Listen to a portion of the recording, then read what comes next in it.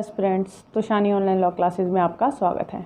आज के वीडियो में मैं आपसे डिस्कस करूंगी कि कॉन्स्टिट्यूशन ऑफ इंडिया में कौन कौन से टॉपिक इंपॉर्टेंट हैं। कॉन्स्टिट्यूशन ऑफ इंडिया हमारा एक बहुत इंपॉर्टेंट रोल प्ले करता है किसी भी कॉम्पिटिटिव एग्जाम में, चाहे हम जुडिशरी की बात करें, चाहे हम एग्जीक्यूटिव सर्विसेज की बात करें, तो सब में ही एक ये इंपॉर्टेंट रोल और मेजर रोल प्ले करता है।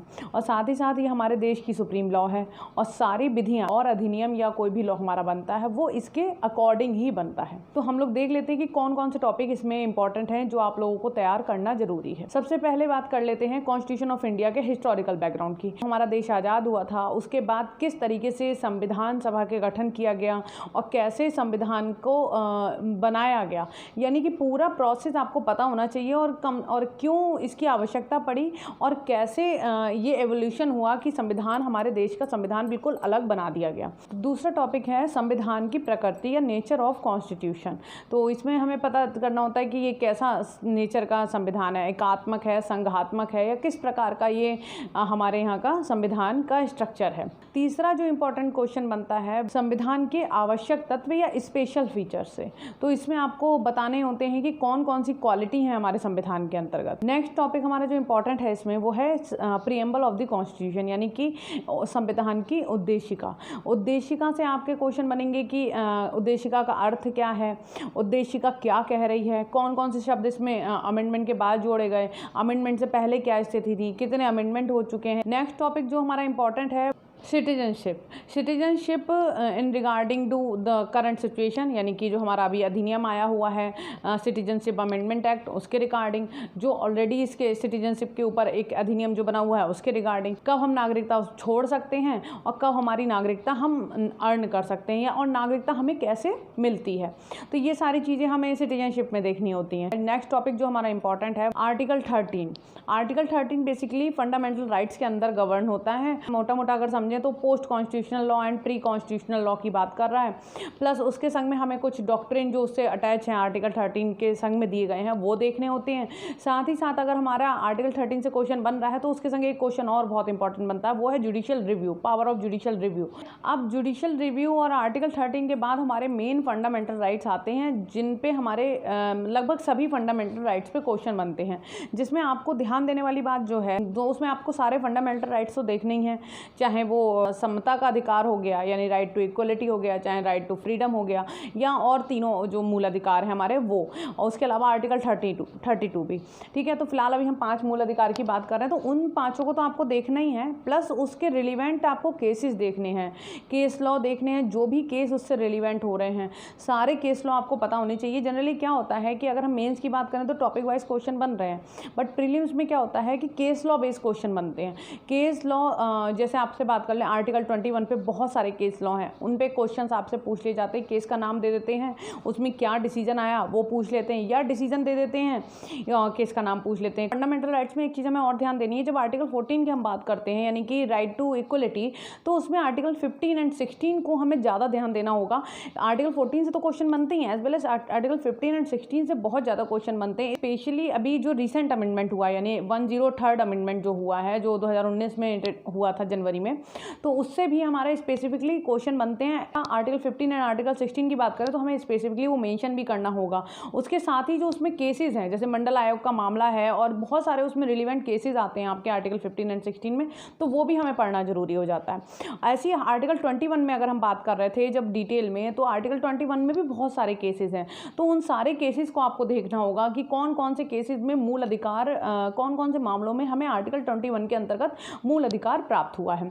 उसके बाद बारी आती है आपके आर्टिकल 21A की। 21A बेसिकली ये बोल रहा है राइट टू एजुकेशन। ये अमेंडमेंट आपका 86th अमेंडमेंट कहलाता है और इसके बारे में भी आपसे पूछा जा सकता है। मतलब पूछा तो ये जाएगा कि शिक्षा का अधिकार क्या था और इसे कब से जोड़ा गया और इससे कौन कौन से चेंजेस हुए। तो इससे आपके एक तो मूल अधिकार में परिवर्तन हुआ, प्लस राज्य के नीति निर्देशक में तत्वों में भी चेंजेस हुए हैं, और उसके अलावा आपके जो फंडामेंटल ड्यूटीज़ हैं उसमें भी एक क्लॉज बढ़ाया गया है। तो ये सारी चीज़ें आपको उसमें मेंशन करनी होगी, यानी जब आप 86 26 अमेंडमेंट की बात कर रहे हैं और राइट टू एजुकेशन की बात कर रहे हैं, तो उसमें आपके तीनों ही क्लॉज जुड़ जाएंगे। नेक्स्ट हम बात कर लेते हैं अपने आर्टिकल 32 की और 226 की।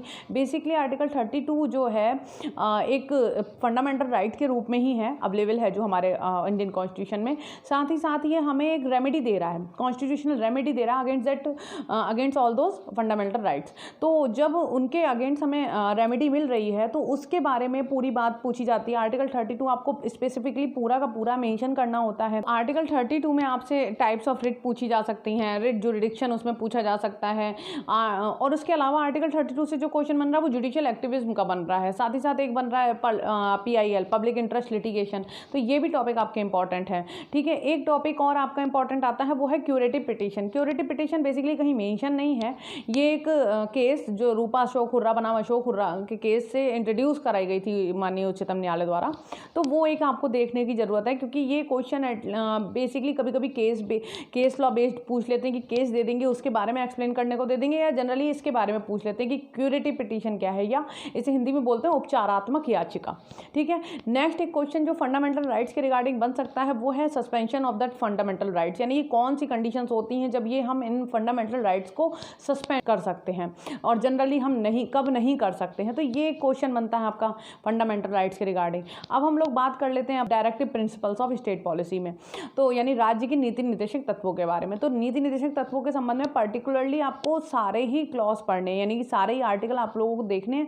प्रीलिम्स में पर्टिकुलर आर्टिकल वाइज क्वेश्चन बनते हैं और मेंस में भी इसमें से कुछ ना कुछ टॉपिक में पूछ लेते हैं। और सबसे बड़ा जो क्वेश्चन इन लोगों में आता है कि डायरेक्टिव प्रिंसिपल्स में और फंडामेंटल राइट्स में डिफ्रेंशिएट करिए, कौन ऊपर है, कौन किसके अंडर में है, या दोनों समान है, ये सब विवेचना करने को आती है। तो इन चीज़ों पे आपको ज़्यादा ध्यान देना होगा। नेक्स्ट आपका जो टॉपिक बनता है वो बनता है बेसिकली फंडामेंटल ड्यूटीज़ से। फंडामेंटल ड्यूटीज़ के बारे में कब जोड़ी गई, कितनी हैं, कहाँ से इनका प्रोविज़न लिया गया है, ये सारी चीज़ें आपसे पूछी जाती है। और ये क्वेश्चन सेम प्रीलिम्स में भी बनते हैं। इसमें से प्रीलिम्स में भी पूछ लिया जाता है कब से इंट्रोड्यूस हुई हैं, टोटल कितने क्लॉज हैं, कहाँ से इनको लिया गया है। नेक्स्ट आपका जो टॉपिक आता है वो आता है राष्ट्रपति के बारे में। प्रेसिडेंट से हमारा क्वेश्चन बनता है, प्रीलिम्स में भी बनते हैं। प्रीलिम्स में आपको ध्यान देना होगा कि आर्टिकल वाइज क्वेश्चन पूछे जाते हैं, तो आर्टिकल वाइज आपको देखने। और दूसरे जो प्रीलिम्स में क्वेश्चन बनते हैं वो केस लॉ बेस्ड बनते हैं, तो आपको रिलेटेड केस लॉज हैं वो देखने होते हैं।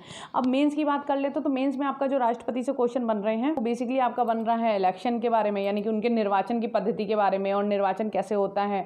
दूसरा उनका उसमें बन रहा है राष्ट्रपति को जो विशेषाधिकार प्राप्त हैं उसके बारे में, यानी उनको जो प्रिविलेजेस मिली हुई हैं वो इंडियन कॉन्स्टिट्यूशन के अकॉर्डिंग उसके बारे में। फिर नेक्स्ट क्वेश्चन जो आपका इसमें से बन सकता है वो है पावर्स ऑफ द प्रेसिडेंट। तो यानी कि राष्ट्रपति की जो शक्तियां हैं वो हमारी कौन कौन सी हैं। तो उनके पास कार्यपालिकीय शक्तियां भी हैं, विधायिका की शक्तियां भी हैं, और जो आपकी संवैधानिक जो जुडिशरी की पावर है वो भी इनके पास है। सैन्य शक्तियां, टोटल 6-7 टाइप की इनके पास पावर्स हैं, और वो आपको पूरा विस्तार में देखना होता है। इसमें आपकी क्षमदान की शक्ति भी आ जाएगी, ऑर्डिनेंस बनाने की पावर भी आ जाएगी। साथ ही साथ आपको देखना होता है कि इम्पीचमेंट जो प्रेसिडेंट पे हम लगा सकते हैं, जो कौन सी सर्कमस्टेंसेज होंगी जब हम राष्ट्रपति पर महाभियोग लगा सकते हैं। प्रीलिम्स में पर्टिकुलरली इसका आर्टिकल पूछा जाता है कि कौन से आर्टिकल में ये दिया गया है कि राष्ट्रपति पर महाभियोग लगाया जा सकता है। तो ये चीज़ आपको ध्यान देनी होगी। नेक्स्ट जो टॉपिक बन सकता है आपका मेंस में कि राष्ट्रपति की संवैधानिक शक्ति पर चर्चा कीजिए कि कैसी संवैधानिक शक्ति है, और इसमें बेसिकली आपसे एक अमेंडमेंट जो है हमारा 42nd अमेंडमेंट, उसके पहले क्या स्थिति थी, उसके बाद की क्या कंडीशन है राष्ट्रपति की संविधान के अनुसार, इसके बारे में चर्चा करने को आपसे आ सकता है। रिसेंट केसेस पूछ लेते हैं कुछ, या आपके पास जो उनके अकॉर्डिंग जो केस होते हैं इन संवैधानिक शक्ति के संबंध में वो आपको बताने होते हैं, क्योंकि उसमें लिख देते हैं कि उचित उदाहरणों के साथ व्याख्या कीजिए। तो उचित उदाहरण में जनरली कोई ऐसे जनरल उदाहरण तो दिए नहीं जाएंगे, तो वहाँ पे आपको केस लॉ बताने होते हैं। नेक्स्ट आपका एक इंपॉर्टेंट टॉपिक जो है वो है सेपरेशन ऑफ पावर, यानी शक्तियों का पृथक्करण। तो इस पे भी आपको थोड़ा बहुत देखना जरूरी है। अगला जो टॉपिक जो इंपॉर्टेंट है हमारे एग्जाम के पॉइंट ऑफ व्यू से वो है सामान्य विधेयक, धन विधेयक और वित्त विधेयक, यानी कि general bill, money bill and finance bill. Basically विधेयक ये होता है कि जब भी कोई कानून बनाना होता है या अधिनियम बनाना होता है तो उससे पहले की जो प्रोसेस होती है वो विधेयक की प्रोसेस होती है, और विधेयक जब हमारा राष्ट्रपति जी उस पर अपने सिग्नेचर कर देते हैं तो वो अधिनियम का रूप ले लेता है और वो कानून बन जाता है। तो इनके बारे में आपको थोड़ा देखना होगा, प्लस इनके डिफरेंसेस कि what is the difference between general bill, money bill and finance bill. तो ये चीज़ आपको देखना जरूरी है। इससे प्रीलिम्स में भी क्वेश्चन बनते हैं। प्रीलिम्स में बेसिकली आर्टिकल बेस्ड क्वेश्चन बन रहा है इनसे, तो आपको आर्टिकल पे भी ध्यान देना होगा। जो अगला जो टॉपिक हमारा मेंस के लिए इंपॉर्टेंट है या नेक्स्ट टॉपिक जो हमें कॉन्स्टिट्यूशन में पढ़ना जरूरी है, उच्चतम न्यायालय या सुप्रीम कोर्ट। उच्चतम न्यायालय या सुप्रीम कोर्ट से मतलब कि इसमें आपको इसका जुरिडिक्शन देखना होगा। जुरिडिक्शन में आपकी बहुत सारी चीज़ें आ जाएंगी, जितने भी इनके पास क्षेत्राधिकार है, अपीलीय है, प्रारंभिक है, कौन कौन से क्षेत्राधिकार हैं, इनके पास रिट जुरिडिक्शन है या जो रिकॉर्ड मेंटेन करने का जुरिडिक्शन है, ये सारे जुरिडिक्शन इसमें आएंगे। तो ये सारी चीज़ें आपको देखनी होंगी। तो इसमें बेसिकली आपका पूरा सुप्रीम कोर्ट कवर हो जाएगा, आर्टिकल से लेके सब कुछ। आर्टिकल पॉइंट ऑफ व्यू से अगर आप बात करें, आर्टिकल जो है वो आपके प्रीलिम्स में भी जरूरी है, तो प्रीलिम्स के लिए आपको आर्टिकल देखने होंगे। प्लस इसमें जो लेटेस्ट अमेंडमेंट हुआ है जिससे जजेस का नंबर बढ़ाया गया है, उस पर भी थोड़ा सा ध्यान दे लीजिएगा। साथ ही साथ इसमें आपको देखना है कि जो न्यायपालिका की स्वतंत्रता है, यानी कि फ्रीडम ऑफ जुडिशरी, वो किस तरीके की है या वो कैसे वर्क कर रही है, और करंट सिचुएशन जो है आज के सिनेरियो में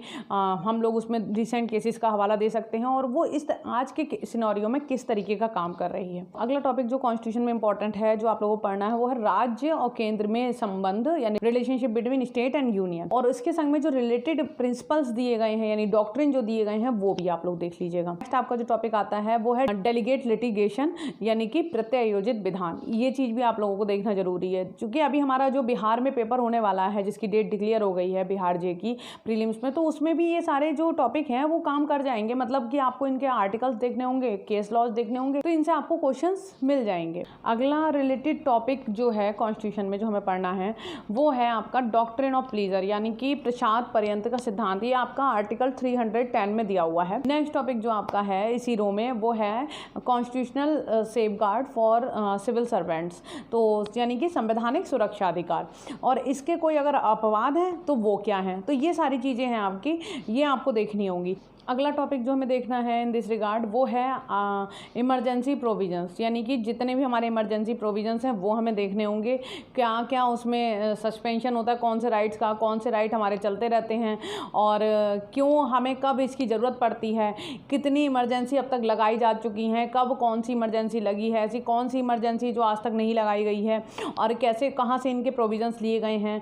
ठीक है, ये सारी चीज़ें हमें देखना जरूरी है इमरजेंसी के बारे में। और प्लस इनके आर्टिकल्स, जो रिलेटेड आर्टिकल्स हैं, वो भी हमें देखने जरूरी है, क्योंकि ये प्रीलिम्स में पूछे जा सकते हैं। इमरजेंसी प्रोविजंस के बाद आपको जो नेक्स्ट चीज देखनी है वो है आर्टिकल 368, यानी कि संविधान में जो संशोधन करने की शक्ति दी गई है, वो क्या कैसे आप संशोधन कर सकते हैं, कितनी क्या क्या चीज़ों की ज़रूरत होती है या कितने मत की ज़रूरत होती है, कौन से किस प्रकार के संशोधन होते हैं और कैसे उसमें मंजूरी मिलती है, ये सब कुछ देखना। बेसिकली आर्टिकल 368 आपको पूरा देखना है विद रिलीवेंट केस लॉ। उसके बाद आर्टिकल 368 के साथ में आपको एक चीज़ और पता करनी होगी कि कौन कौन से अमेंडमेंट हैं, क्या क्या उससे चेंजेस हुए हैं, टोटल अब तक कितने चेंजेस हो चुके हैं, कितने अमेंडमेंट हो चुके हैं, और लास्ट अमेंडमेंट कौन सा था, कि अब तक 104 अमेंडमेंट हो चुके हैं हमारे इंडियन कॉन्स्टिट्यूशन में। नेक्स्ट हमारा जो टॉपिक है इसके बाद वो है आर्टिकल 370 का क्या इफेक्ट था, कब इसे हटाया गया, कैसे हटाया गया, अब इसके बाद क्या जम्मू कश्मीर का स्टेटस है, ये सारी चीज़ें। उसके बाद हमें देखनी है इसकी अनुसूचियाँ, जो कि इसका बिल्कुल लास्ट टॉपिक है। संविधान का जब निर्माण हुआ था तब कितनी अनुसूची थी, उसके बाद अब तक का स्थिति कितनी अनुसूची की है, और उसके अलावा आपको जो इम्पॉर्टेंट कुछ टॉपिक्स हैं जो मेंस के लिए आपको देख लेने हैं। एक तो कि कॉन्स्टिट्यूशन हमारा कब से लागू है, और ये मेन प्रॉपरली कब से इन्फोर्समेंट में आया, कि कॉन्स्टिट्यूशन में जो राजभाषा दी गई है वो कौन से आर्टिकल में दी गई है, कॉन्स्टिट्यूशन का जो ये नाम है ये कौन से आर्टिकल में बताया गया है। और हाँ, स्पेसिफिकली आपको अनुसूचियाँ एक सारी की सारी पढ़नी है, सारी की सारी इन द सेंस प्रीलिम्स में सारी अनुसूची में कुछ ना कुछ पूछा जाता है। आज के वीडियो में बस इतना ही। अगर आपको हमारी वीडियो अच्छी लगी हो तो प्लीज़ इसे लाइक कीजिएगा, ज़्यादा से ज़्यादा शेयर कीजिएगा, और ऐसी और वीडियोज़ के लिए तोशानी ऑनलाइन लॉ क्लासेस को सब्सक्राइब कीजिएगा। Thank you so much.